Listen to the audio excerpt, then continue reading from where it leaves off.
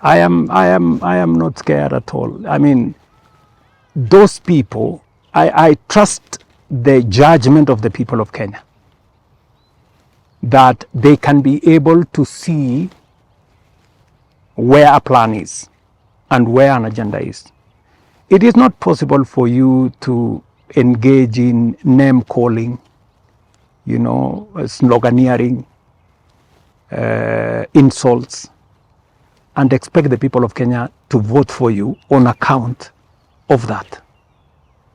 It cannot be your agenda that I'm going to stop housing, I'm going to stop SHA, I'm going to stop the university funding, and you cannot tell the public an alternative. I mean, and some of them make the mistake to think that I was elected because there was hustler and there was bottom up. Hustler was not a slogan. It wasn't an insult. Hustler was a fund. Today, Hustler Fund has lent 90 billion Kenya shillings, 90 billion, to 27 million Kenyans. There are people, every morning, they wake up to borrow money from Hustler Fund to run their small businesses. Today, you can borrow up to 150,000 Kenya shillings on Hustler Fund. So Hustler Fund was not hubris. It was not a slogan. It was a plan. Bottom up was not, a chant. Bottom up was a plan. That is why today we have done what we have done, and we have said we are going to build everything from the bottom. That is the reason why today Mama Mboga and the boda person, one can go to Hustler Fund and get 5, 10, 20,000, 30,000, depending on their ability, and run their business. Today, the same Mama Mboga can have access to SHA, and they can be treated, them and their children. Today, the same Mama Mboga's children have a classroom and a teacher, and when their child goes to university, there is a funding to look after their children. Today, Mama Mboga has a market. And when I said we are going to build from the bottom, that was it. My competitors have to think beyond insults, slogans, and chants. They have to think beyond that. Excellency, speaking. My predecessor had an option, to become a statesman and rise above politics and, become a unifying, factor in a country. But he chose to climb down and become an opposition leader. Because in your own statement, your own headline, is the chairperson of Azimio up to now. This is the chairperson of party leader of, and he's busy with this. What you people wrote. He's busy organizing the opposition against me. Of course, I have tried to persuade him, because I thought, as my former boss, I tried to, persuade him that maybe he could play a different role. In fact, I remember when I was thinking, about how to take Kenya to the next level, I went and sat down with the former Prime Minister. And I told him, you see, we are now the elders, we are the leaders of this nation. Why don't we work together, grow a bigger vision for Kenya, that then, we can hand over to the next generation of leaders. And the former Prime Minister was I must say, I must give him credit. He was up to it. In fact, he immediately told me, look, I am going to look for Professor Hino. But I agreed with the former Prime Minister that it is important that we look for the former president. And I went out of my way, I looked for him. I went and saw him first in Ichaweri. I also came and saw him in his office here.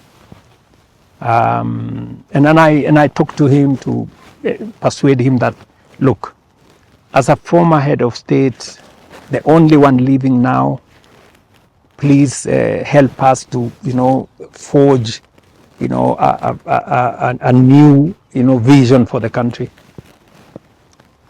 But he was reluctant, and he said he wasn't sure he wanted to do that. Well, those are choices people make. So, of course, he chose to do what he's doing, organizing the opposition and sponsoring them. And even in your own, assessment, these people in the opposition, do they look that they have any idea of where they are going? In your estimation, can you explain how people who are supposed to be intelligent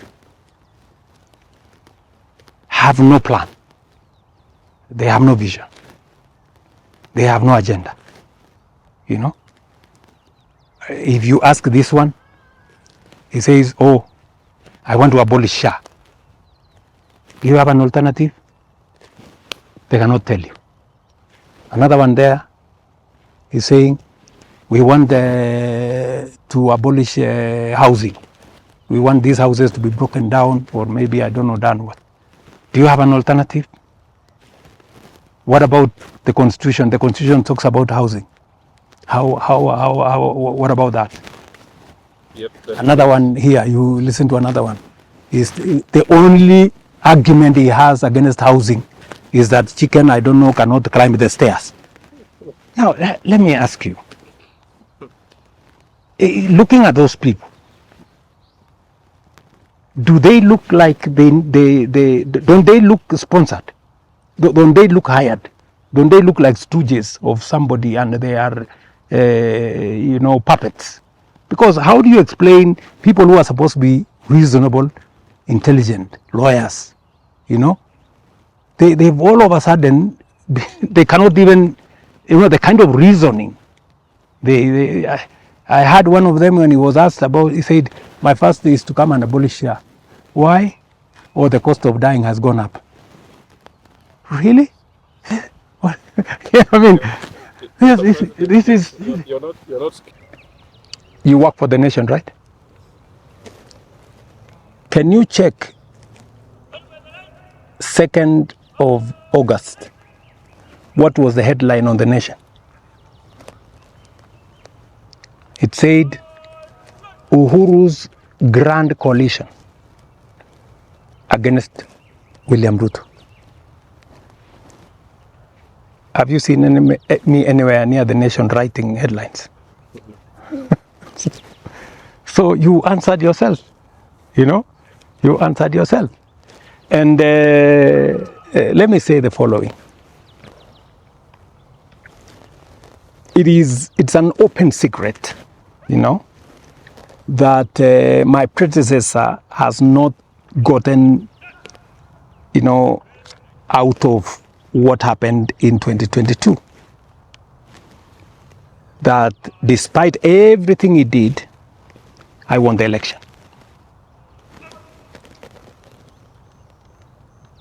Secondly, he made a prediction himself in public before a whole PG of Azimio that William Ruto was going to fail within 3 months, because he knew very well that the country was in dire straits. He knew about the default, he knew about the state of the economy, and he prophesied that it was going to collapse within 3 months. And so I am sure he has a problem that, well, I managed. The country did not default. The tattered economy that he left today is in a different place. We brought inflation down. We've enhanced our foreign exchange reserves almost 3 times. We've managed interest rates. We've managed exchange rates. The country is stable. Kenya is now the 6th largest economy in Africa. And we have changed the perception of the country in terms of investor confidence.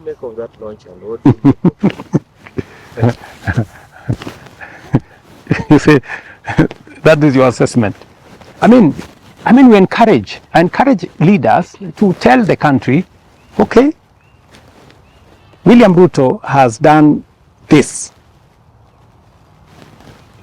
I can do better. This is how I can make things better. And the people of Kenya will, they are very rational, you know. That's why they elected me. They elected me on the basis of the agenda that I had. And I am very proud and I'm very grateful to the people of Kenya for giving me a chance to be president. And today, without fear of any contradiction, I can give an account of the 4 years I've been in office on everything that I have done.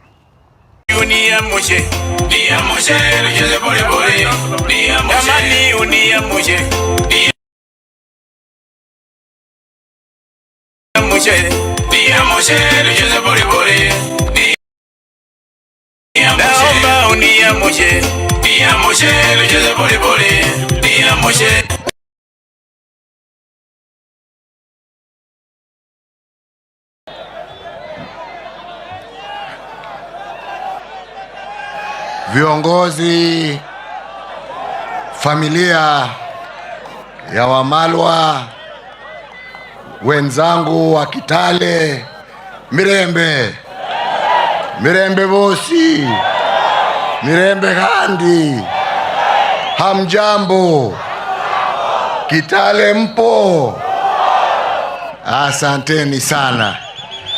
Naomba radhi kwanza kwa sababu ya kuchelewa. Vile mmesikia kutoka ndugu yangu, nilikuwa nimetembea Ethiopia huko, pole hata sauti imepotea. Lakini mnanisikiza, si ndio? Asanteni kwa ukaribisho wenu. Tuko hapa siku ya leo kwa sababu ya heshima na kumkumbuka ndugu yetu mkubwa Michael kijana wa Malwa. Michael kijana wa Malwa alikuwa kiongozi wa taifa letu la Kenya, lakini pia alikuwa rafiki yangu, alikuwa mtu ambaye tulikuwa tunaheshimiana. Tukiwa hapa siku ya leo kumkumbuka, tuko hapa kumkumbuka, lakini pia kukumbuka vitendo vyake ambavyo alitenda kwa jamii ya Wakenya, sisi Wakenya wote.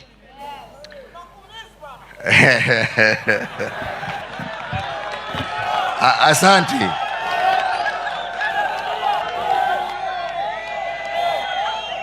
Kijana wa Malwa ni yule mtu ambaye hata kama alikuwa mwanasiasa, alikuwa ile wazungu wanaita a gentleman. Hakuwa mtu wa vita, alikuwa na neno yake kulingana na maono na haki yake, na hakuwa na vita na mtu yeyote. Vile mmesikia kutoka kwa Mheshimiwa Charity Ngilu, hata kama tulikuwa marafiki, tulikuwa upande tofauti ya kisiasa, lakini tofauti yetu ya kisiasa haikuwa uadui, na vile mmesikia walikuwa, asante, ngoja kidogo, vile mmesikia hapa, sisi tulikuwa upande ya KANU na Moi, na tulikuwa tumepanga kushinda hiyo uchaguzi ya 2002. Hata nilikuwa nimemuomba Mike, njoo tufanye na wewe, akaniambia bana, mimi niko upande mwingine, lakini hakuniibia siri ya vile watakuja na nguvu. Na jameni, walikuja na nguvu, wakatufurusha na Moi, tukaambiwa twende tukapumzike, na mimi nikatii amri, kwa sababu hiyo amri ilikuwa ya viongozi, na viongozi wetu ni nani? Ni nyinyi wananchi wa Jamhuri ya Kenya. Na tukatii amri, na wakachukua usukani na wakaendelea na uongozi wa taifa, lakini hatukuwa na uadui.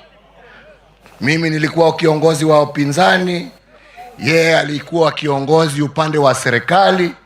Maofisi yetu ilikuwa karibu kule bunge, na mara kwa mara tulikuwa tunatembeleana maofisi, tunajuliana hali, tunaongea ya kitaifa, na tunaendelea pamoja. Na ndipo niko hapa kwa hiyo heshima. Na tukiwa hapa kwa hiyo heshima, tusisahau pia ya kwamba kijana wa Malwa na viongozi ambao wameketi nyuma yangu, wakina Charity, wakina Martha Karua na wengine, walijitolea kwa hali na mali kupigania demokrasia ya taifa letu, uhuru wa Wakenya, kuwa wana haki ya kujichagulia viongozi wanaopenda. Na mimi niko hapa siku ya leo kusimamia hiyo haki. Hakuna mtu yeyote ambaye anaweza kutoa hiyo haki ambaye ilipiganiwa na jasho na damu aseme sasa ati hatuna haki ya kusimama pahali popote ambapo mtu anataka. Tunaelewana? We are a democratic society, and those democratic ideals were fought for hard by the man amongst others who we honor today. Na hatuwezi kukubali turudi nyuma. Mutakubali kurudi nyuma? Mutakubali kurudi nyuma? Kama ni kuomba kura, tuombe kwa amani. Wananchi wana ujuzi wa kujua. Wakisema wanataka Kalonzo ni Kalonzo, wakisema wanataka Ruto ni Ruto, wakisema wanataka Matiang'i ni Matiang'i, wakisema wanataka Sifuna, Sifuna.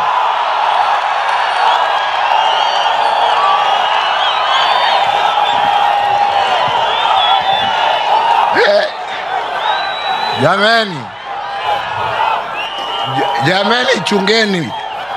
Mimi sitaki kuitwa sponsor bana, mimi sitaki mambo mingi. Mimi nimesema ya kwamba chaguo ni la nani? Chaguo ni la nani? Na hakuna haja ya kulazimisha Mkenya yeyote kwenda upande huu au upande huu. Wakenya watajichagulia wenyewe. Na mimi naomba viongozi wa kisiasa, tuende kwa wananchi kwa amani, tuhubiri yale ambaye tuko naye kwa amani. Hii mambo ya kuzuia wengine kufanya mikutano, ya kufanya nini ni kurudisha Kenya nyuma, na tunataka kusonga mbele. Kama unataka kura, omba kwa unyenyekevu. Wananchi watakupatia ama wakunyime. Hata mimi niliomba na nikanyimwa, nikarudi tena nikaomba nikapewa. Ama ni namna gani? Na watu wasiseme ya kwamba yale ambaye nasema mimi naingilia siasa. Mimi sina haja na kiti yeyote. Tunaelewana? Mimi nashukuru Mungu kwa ile miaka amenipea kuwa kwa uongozi, na nawashukuru wa Kenya kwa kunipatia hiyo nafasi. Hii nafasi sasa ni ya wengine, na Wakenya wenyewe ndio wataamua ni nani. Lakini wajue ya kwamba, unajua kila mtu anaweza kusema anataka, lakini Mungu anaamua ni mtu mmoja peke yake. Wakitaka mema, wajaribu kutafuta njia ya kuungana, watembee pamoja na waheshimiane. Si ni kweli? Tumekubaliana. Kwa hivyo, kwa sababu ya hali ya anga, na bado kuna wengine labda mnataka kusikia sauti yao, mimi nasema Kitale, Mungu awabariki. Mungu aendelee kulinda marehemu hayati kijana wa Malwa, aendelee kulinda familia yake, na aendelee kushikilia taifa la Kenya. Na nyinyi wa Kenya, musikubali kugombanishwa, musikubali kugombanishwa. Muungane, mukae kama kitu kimo. Mungu awabariki na walinde. Asanteni sana. Thank you.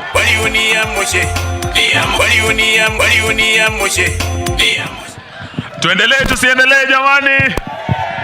Ama umechoka? Sasa tumleta Mheshimiwa Stephen Kalonzo Musyoka. Asante.